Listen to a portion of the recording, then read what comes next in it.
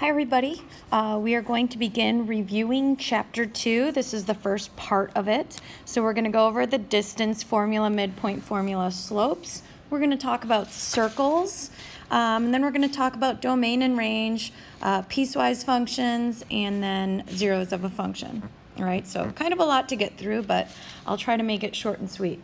So really quickly, pause the video right now to remind yourselves of the distance, midpoint, and slope formulas. All right, so make sure you write those down. And now we're going to go right into example 1. Find the distance, the midpoint, and the slope given these 2 points. So our distance formula, we're just plugging in. There's x2 and x1. We're squaring that. Remember, when you square it, they're all going to go positive. 10 minus a negative, that goes to 10 plus 3, squaring that, and we get our final answer. Now, one thing to keep in mind, I always want to double check to see if I can simplify radicals. So you double check to see if the square root of 173 can simplify. If it can, go ahead and do so. In this case, it can't. But we leave it in the radical form. We don't use our calculators here. For the midpoint formula, take a look at that and see if you have any questions. Okay, it's just the average of the x's and the average of your y's. And then our slope formula. Keep it as a fraction, not as a decimal, because when we do get into graphing, it's easier to count up and over, or down and over, when we leave it in fraction form. Okay, now we're going to get into circles. So the standard form of a circle is x minus h squared plus y minus k squared equals r squared. This should look familiar to you. The center of the circle is hk and the radius is r. Okay, so in this first example here, determine the center and the radius of the circle with the given equation. So here's the equation in standard form. I kind of highlighted the h and k values as well as that r squared value. So our center, notice how this is a plus. So the center for the x value is actually -1, and the y value of our center is 3. The radius is going to be the square root of this value here, so the square root of 20. And of course, we always simplify it. So really the radius is 2 root 5. Okay, so now part B says write the equation of the circle whose center is 4, 0 and contains the point -1, 2. So if you were just kind of graphing this very quickly, if we have the point 4, 0, 1, 2, 3, 4, and that's our center, and it goes through the point -1, 2, that means our circle looks something, not quite like that, but we can get the idea, like that. And this distance here represents our radius. So we need to use that distance formula to find what that radius actually is. We have our center, so we're good there, but the other piece we need is our radius. Okay, so we're going to use that distance formula between those 2 points to find our radius. Now I'm going to zoom in a little bit. Go ahead and pause whenever you need to, but plugging into that distance formula, all right, we get r is equal to the square root of 29. Now keep in mind, the standard equation of a circle, when you're writing it, needs r squared. So when we square both sides, we get the r squared value to be 29. So now we can go ahead and plug it into that standard form, okay, x minus 4 squared plus y minus 0 squared equals 29. Now if we clean this up, we don't need this piece right here, y minus 0. You typically don't see it written that way. You typically see it written in this highlighted version right here. The next thing we're going to do is evaluate functions. So if we're given the function f of x equals 2x squared minus 4, we want to evaluate f of 5, f of -2, and f of x plus 2. So I already mentioned this, but whenever we're substituting, remember, we need parentheses, okay? Parentheses are our friend. They'll remind us about the order of operations.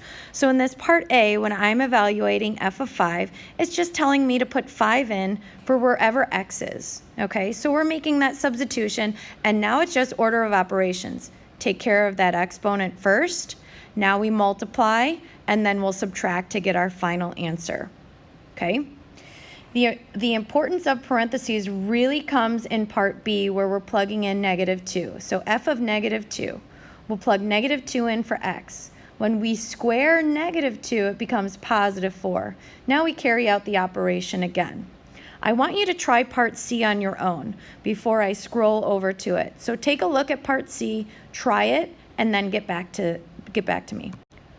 So part C was a little different only because now we're plugging in x plus 2 for x, okay? So the key here is now we have to square this binomial. So remember, squaring a binomial, that's like saying x plus 2 times x plus 2, okay? We can't just distribute that power of 2 over those within the parentheses because of that addition sign. So now when we go ahead and we FOIL this, we'll end up with x squared plus 4x plus 4. We can then distribute the 2 and then carry out the operation to get our final answer. Now we're going to evaluate piecewise functions. So these are just a little bit different because there's pieces to them. So we have to take a close look and see, well, which piece is satisfied by the x value. So if we take a look, f of x equals x plus 2 if x is between -4 and 0, and -3x if x is between 0 and 6. So if I want to evaluate f of 2, I have to figure out, well, what piece does x equal 2 satisfy? So I take a look. 2 falls between 0 and 6. So I'm going to plug that into this piece of our function. So if you take a look, -3 times 2, we get our answer of -6. For part B, 0 satisfies this top piece because 0 is in fact less than or equal to 0. So this is satisfied, so I'm going to plug 0 into this top piece to evaluate f.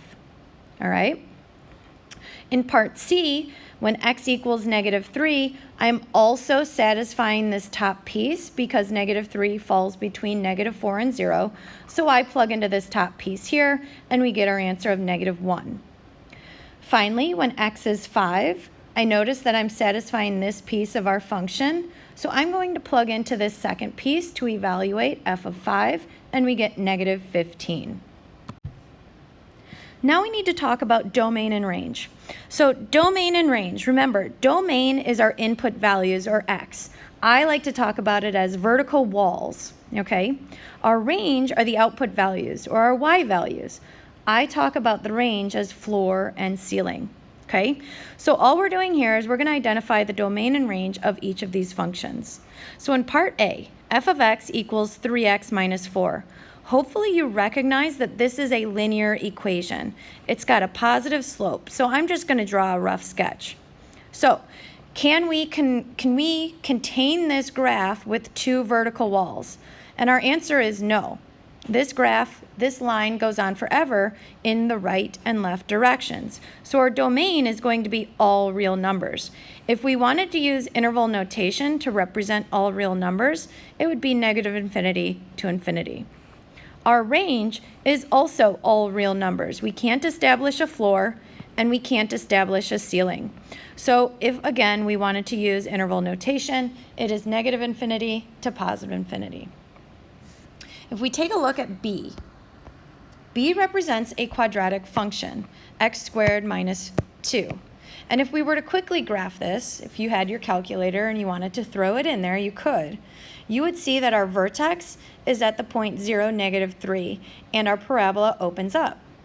So I can't establish any vertical walls, so that's why my domain is all real numbers, or interval notation, -infinity to infinity. However, I can establish a floor at this point, at y equals -3.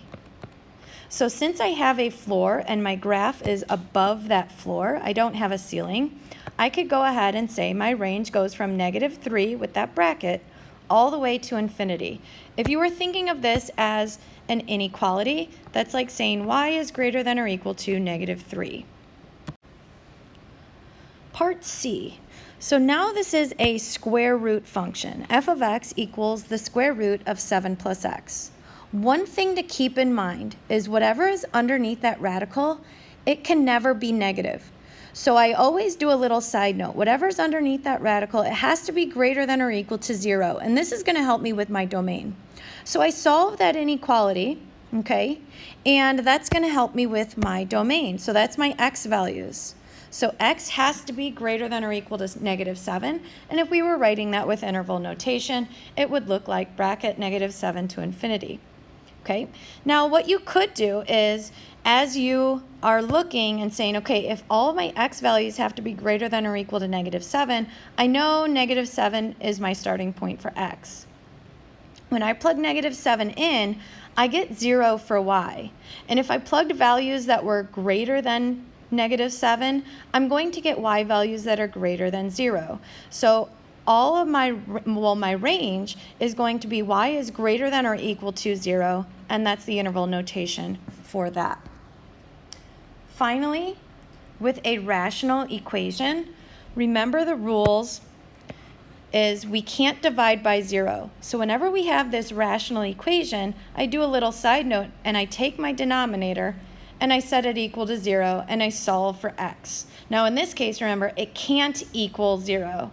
So when I solve this quadratic by factoring, I get two answers, x equals 5 or x equals -1. So these are the x values that it cannot equal. Typically, we would write it like this, and I'm perfectly fine if you write the domain as all real numbers, x can't equal -1 or 5. But if you're curious what it looked like with interval notation, it looks like this big hot mess, which is a long interval. But that's what it looks like. Okay? Our range, I'm not going to worry too much about stating the range quite yet. We'll get to rational functions and graphing those later on, but the range goes from -infinity to infinity, and you can check that on your graphing calculator. Our last topic is zeros of a function. So we want to find all of the zeros. So a quick reminder, what is a zero of the function? It's the x values when y equals 0. So whenever we're told to find the zeros, the first thing I do is I set the equation equal to 0, and then we solve for x. Okay, so if we take a look at part A, step 1, we set the equation equal to 0, and then we should see we have a nice equation that we can solve easily, and when we carry it out, we get x equals 2.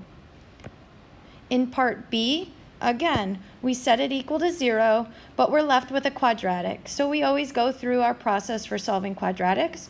It turns out we can factor this, and we get two zeros, x equals 5 and x equals 3. And finally, part C, we set equal to 0. We have ourselves a quadratic. We try to factor this, and it turns out we can using the splitting the middle method. I didn't show that, but hopefully if you go through it, you end up with these two factors of 2x minus 3 and x plus 5. Setting each of those equal to 0, we get our two answers here. If you have any questions from this video, make sure you bring those to the table when we see each other next. Bye.